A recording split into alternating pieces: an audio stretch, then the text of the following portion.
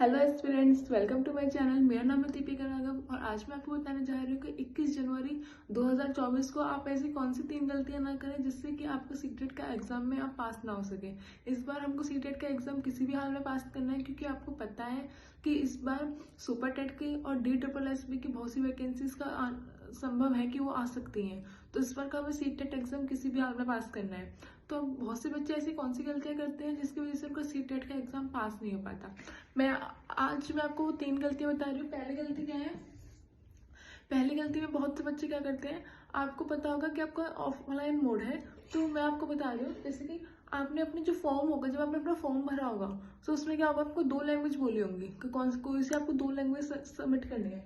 तो first language में यदि आपने हिंदी भर दिया है मान लीजिए, और सेकेंड लैंग्वेज में आपने इंग्लिश भर दिया है, ठीक है। संस्कृत होती है, बहुत से बच्चे संस्कृत लेते हैं। जो भी XYZ आपने कोई सी भी लैंग्वेज लियो, तो जैसे कि आपका ये पेपर है, जब आपका पेपर आएगा तो क्या होगा, उसमें लिख के आएगा पार्ट 1 पार्ट ए, ठीक है। फिर उसमें फर्स्ट आएगी हिंदी, हिंदी के आएंगे 30 मार्क्स, 30 मार्क्स की आपकी हिंदी आएगी। और फिर आएगी आपकी इंग्लिश 30 मार्क्स की, ठीक है। अब बहुत से बच्चे क्या करेंगे, इन दोनों पहले हिंदी कंप्लीट कर लेंगे फिर इंग्लिश कंप्लीट कर लेंगे।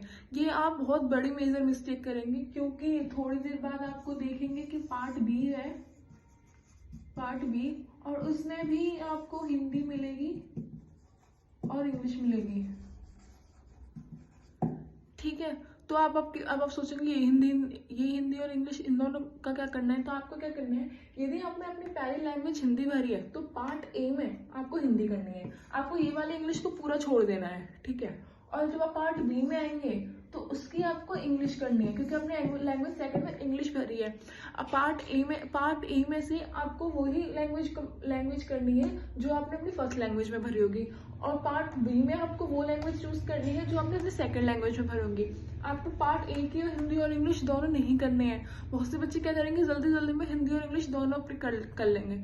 अब आपका पूरा वो तो भर चुका है, आपकी जो आंसर OMR शीट है वो आप भर चुके हैं। अब आप क्या करेंगे, आपके पूरे 30 मार्क्स गए, समझे आप। तो आपको क्या करना है, वो कोई आपको नहीं बताएगा, बहुत जरूरी बात है ये आपके लिए कि आपको क्या करना है।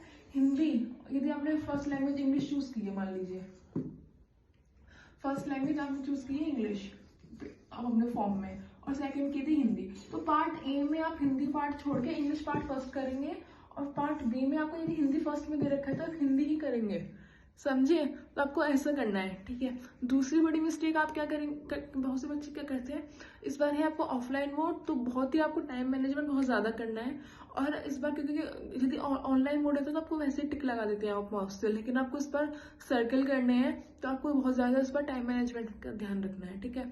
और आपको सर्कल बहुत ही ध्यान से करना है, क्योंकि यदि आपकी थोड़ी सी भी OMR शीट खराब हो गई तो वो आपकी चेक नहीं होती है, ठीक है। तो आपको अपनी OMR शीट को बहुत ध्यान से भरना है। और तीसरी और मेजर मिस्टेक बहुत से बच्चे क्या करते हैं कि वो बहुत से बच्चे आंसर छोड़ आते हैं, बहुत से बच्चे क्वेश्चन छोड़ आते हैं, पर आपको बताया कि नेगेटिव मार्किंग तो होती ही नहीं है सीटेट में। तो आपको क्या करना है, अपने सारे जितने भी A to Z 100 से 150 क्वेश्चन आपको सारे करके आने हैं, ठीक है।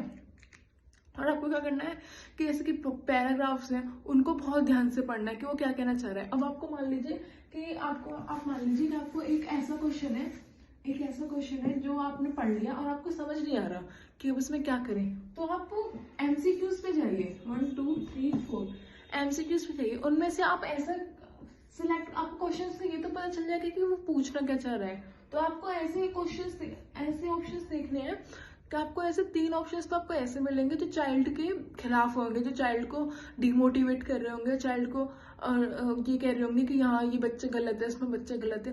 और एक ऑप्शन आपको जरूर ऐसा होगा जो आपको चाइल्ड के बारे में होगा, आपको चाइल्ड को मोटिवेट कर रहा होगा, चाइल्ड सेंटर्ड होगा। तो आप ये देखना है आपको कौन सा ऑप्शन ऐसा है जो चाइल्ड को प्राथमिकता दे रहा है, बच्चे को प्राथमिकता दे रहा है। आपको इस हिसाब से आप अपना आंसर टिक करके आ सकते हैं, ठीक है। आपको एक क्वेश्चन नहीं छोड़ना है, ठीक है। और बहुत से क्वेश्चन ऐसे होते हैं जिसमें कभी क्वेश्चन दे दिया और फर्स्ट सेकंड थर्ड फोर्थ में आता है ऑल ऑफ द अबव या नन ऑफ द अबव, ठीक है। तो आपको क्या करना है, ऑल ऑफ द अबव